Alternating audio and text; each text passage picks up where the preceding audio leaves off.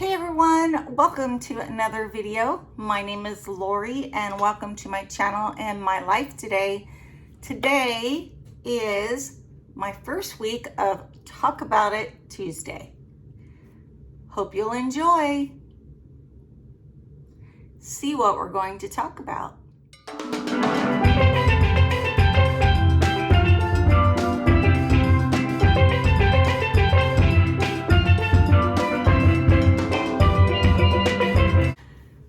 Talk About It Tuesday. I'd like to talk about something different every Tuesday, whether it be about my life, questions that you have for me, or just something from my past or something that's going on or anything really, my medical history. I'm going to be an open book and do a discussion with you every week. So today I will tell you what I seen. Blessed GMP, her name is Pat, and I seen her mask Monday this morning. So after listening to her mask Monday, I changed my subject of what I wanted to talk about. So thank you very much, Pat. What I want to talk about, and I don't know if anybody else is upset with this topic, or if I tell you the topic and you need to leave, I completely understand. But September 11th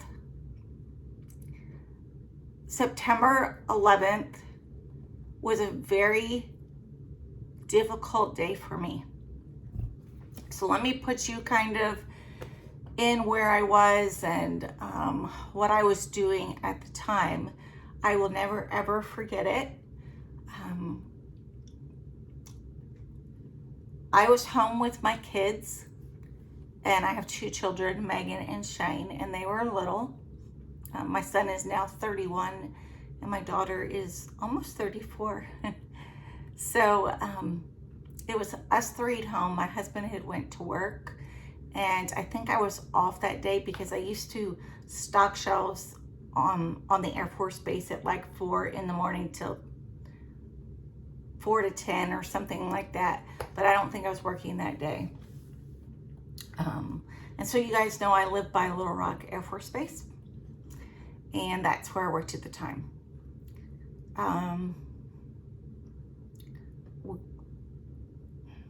I come from a military background, not my parents, but my husband. So my husband went into the Air Force as soon as he turned 18. He met me when he was 19. And we got married after 5 months of knowing each other. And we've been married almost 35 years. So it was meant to be. So on September 11th, of course, I had like cartoons on the TV. There were no iPads or any of those things, you know, back then. And so my kids had those. I don't know why we were off school at that time, but, or maybe they weren't off school yet and I had to go get them. Something like that. I lived across from the school in walking distance that I could walk over there and get my children or walk them to school and back. And that's what I did.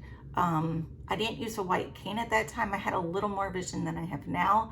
Still, I could not cross the street safely.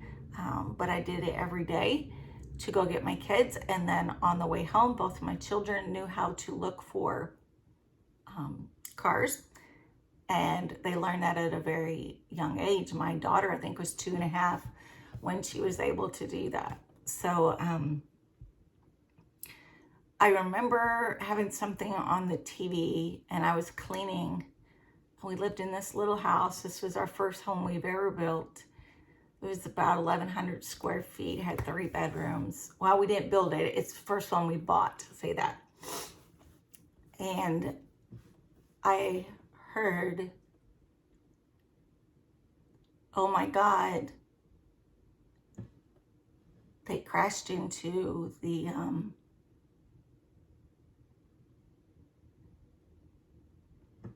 buildings.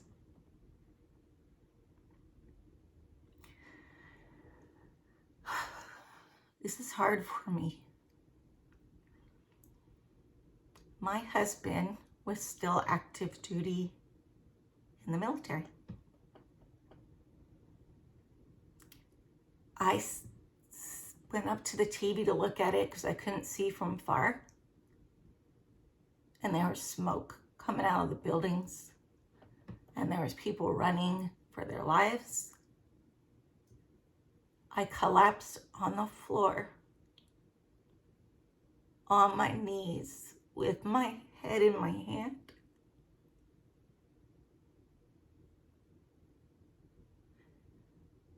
Praying. What the heck was going on? And then the second tower got hit. So everybody thinking it was a mistake, something happened with the first tower. The second tower, we knew that we were being attacked.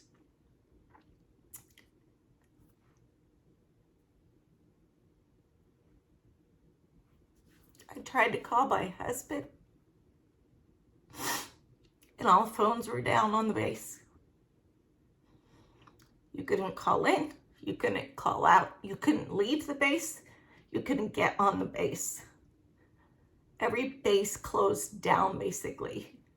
It was a lockdown, and I was by myself. I knew what that meant, though. I knew there were going to be a lot of deployments of troops when they figured out what was going on. I prayed for the firemen and the people in the buildings and the paramedics and the EMTs and every single person that was there jumping from the buildings. It's like you couldn't look away, but you didn't want to look at it.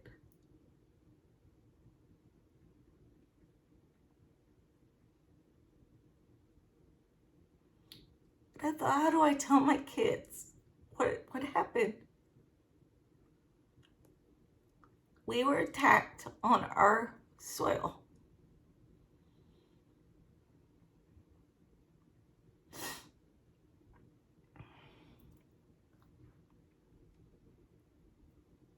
I'm sorry.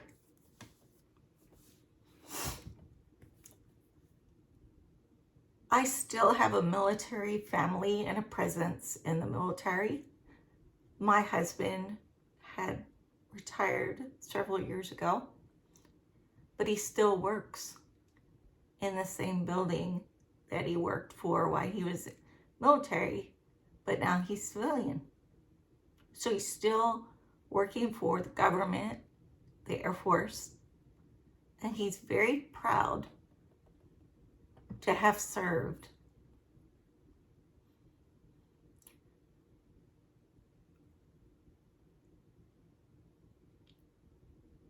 Just as the firemen, the police, they should be proud of what they did that day. They saved lives. But so many died. Guys, I was scared to death. I was scared for my husband to go over and fight a war. Now, he's already been through it before. But I knew he was probably going again. And to this day, I will never, ever forget where I was. I love the United States. My husband went into the military to fight for his country when he was 18 years old. We got married when he was 19. And as he was picked to deploy to go to different places, they said, you don't have to go. You have a wife who is blind and handicapped. I told him when we got married, I would never keep him back from fighting for his country. And that stood true all the way through our marriage. He left. Had to go over. But that's why he signed up in the military. And this is what I don't understand sometimes. But it's me, and don't put me hate mail on the bottom, okay? It's everybody's choice whether they want to go into the military. You choose that. But you can't get angry when you're told you have to deploy and leave your family, because you knew that going in. The military members makes sure that his family will be taken care of when he's gone before he leaves. I have seen many a person find an excuse not to serve. And that's heartbreaking. Because my husband could have stayed home time after time, but he chose not to, and I chose not to hold him back. And I am so proud of him today for what he has done for our country and how he is even serving now. I also have a son-in-law, and you guys know they're in Japan. I don't like that they had to leave because I'm a grandma and a mom. But I understand why they had to leave. I understand that my son-in-law works for a military branch. He's active duty, and he has to do what he has to do. And my daughter has learned the same thing. As her mom, she has seen me time and time again be without my husband while he served and deployed. And I hope that she's seen me as a strong woman who stood on her own 2 feet. I really do. And I think she does. And time again, if he would deploy, I had kids, I didn't drive, and there was no Uber, so I found ways to get my kids where they needed to be every single time. I went to school at nighttime trying to finish my bachelor's degree.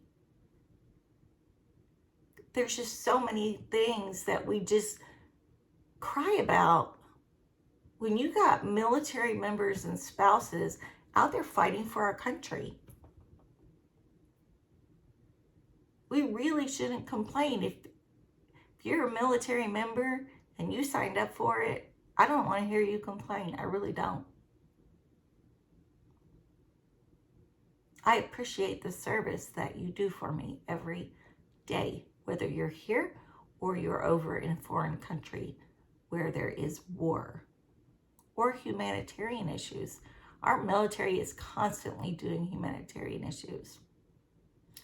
So I'll tell you a little bit else about kind of my background with the military.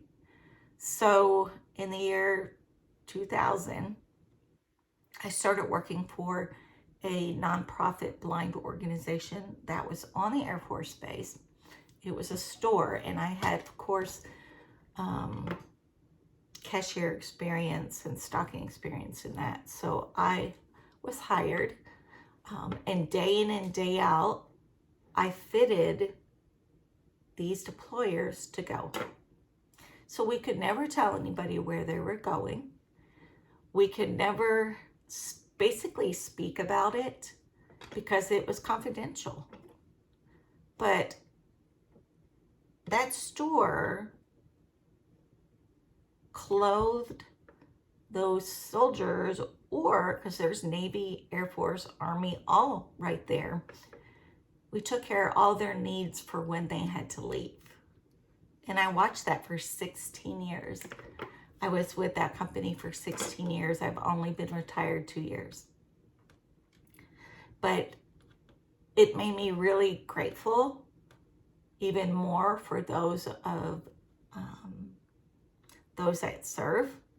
And, you know, you guys know I'm a Christian woman, and I'll tell you straight out that Jesus is my Lord and Savior, and that I pray. So God would just lead me a lot of times to certain people, especially young airmen that were deploying for the first time and didn't know what to expect and a little scared. I made sure that I let them know that I'd be praying for them, so I would get their names, and then I would pray for them for when they were gone. I may never have seen them ever again, but I let them know that I appreciated what they were doing, and I pray for them. Because you never know, you know, they could be in a great location or they could be in a horrible location. I know my husband's gone to a location where they had a trailer and nothing else. There was no base yet. They have to build up the base, all that kind of stuff. So he's out in the middle of wherever, and he's got a few people, you know, with him, and then there's people from the country that are helping to build these facilities and bring in our people to them. So I have a lot of experience with the military, and I am super, super proud of the police and the fire departments and the paramedics and the EMTs and the nurses and the doctors. You know, all of those things kind of come together when you think about our country being attacked. Everybody had to get in there. I mean, the people that had to move that steel in those buildings, and they had dogs and firemen going under trying to pull out people, you know. They did their best. And I mean, now look at all those people that were around all that dust, lung cancer and other cancers and just things that are wrong. And they did that, though, selflessly, and just jumped in, you know. I think, you know, this is my challenge to you. If you want to take my challenge, go out there when you are in public and you see someone in uniform, whether it be a fireman, a policeman, a nurse, doctor, even when you see a military member, please go up to them, shake their hand, and tell them thank you for your service. Thank you for what you do every day. So guys, that is what we do when we see. We will stop and make sure that we acknowledge what they do, because they need to know that people really do care. People aren't all against them, you know, and that we do want everything to work out. So just my challenge to you guys. I don't know if you're going to like my Talk About It Tuesdays, because every week's going to be a different subject, but this subject is very dear to my heart, and I'm sorry that I was very emotional, but that does bring my emotions in check.